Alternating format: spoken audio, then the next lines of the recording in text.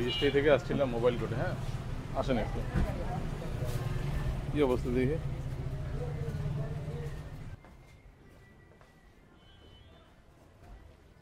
এই জায়গাটা আর পরিষ্কার করেন নাই না?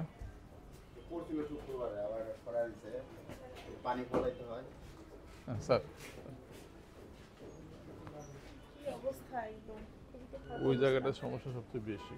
ওই জায়গাটা এর আগে আসছিলাম বছরখানেক আগে, আবেদন করছিল। এটা ময়লাটা এখানে মনে ফালায়, পানিটা জমে। এটা তখন বলা হয়েছিল যে এটা ইয়া করতে, তখন আবেদন করে নেয়। পরবর্তীতে ওনারা আবেদন জমা দিলে মেয়াদ শেষ হয়ে গেছে, তো প্রায় হ্যাঁ পরিষ্কার আমরা এটা কন্টিনিউশন করি না, কিন্তু এটা পরবর্তীতে ওনারা আসলে আর ইয়া করে এইভাবে কন্টিনিউ করতেছে।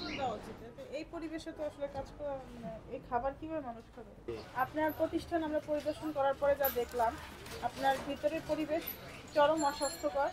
মানে আমি জানি না আপনার সন্তানকে আপনি এই খাবার দেন কিনা, মানে এটা কোনোভাবেই মানা যায় না যে আপনি একটা মানে খাবারের দোকান যেখানে আছে সেখানে এত অস্বাস্থ্যকর পরিবেশ আপনারা রাখছেন। আর সেকেন্ডলি হচ্ছে বিএসটি লাইসেন্স নবায়ন করার জন্য যে আপনারা আবেদন করেছেন, বিএসটি আপনাদেরকে বারবার সতর্ক করেছে যে এই পরিবেশে আপনারা লাইসেন্স পাবেন না, কিন্তু আপনারা দুইটা অপরাধ করছেন। এক নম্বর হচ্ছে আপনারা পরিবেশ ঠিক করে নেই, আবার লাইসেন্স নবায়ন করার জন্য আপনাকে যে শর্তগুলো দেওয়া হয়েছে আপনি সেটাও পালন করেন নাই।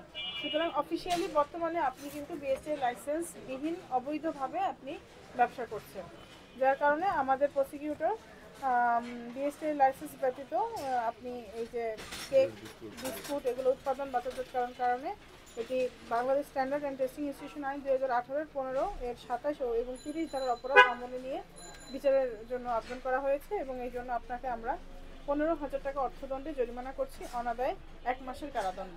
আপনি খুব দ্রুত টাকাটি পরিশোধ করে দেন, এবং আপনি যদি 1 সপ্তাহের মধ্যে কোনো দৃশ্যমান কোনো সংশোধন না করেন তাহলে আমরা এই প্রতিষ্ঠানটি বন্ধ করে দিতে বাধ্য হব।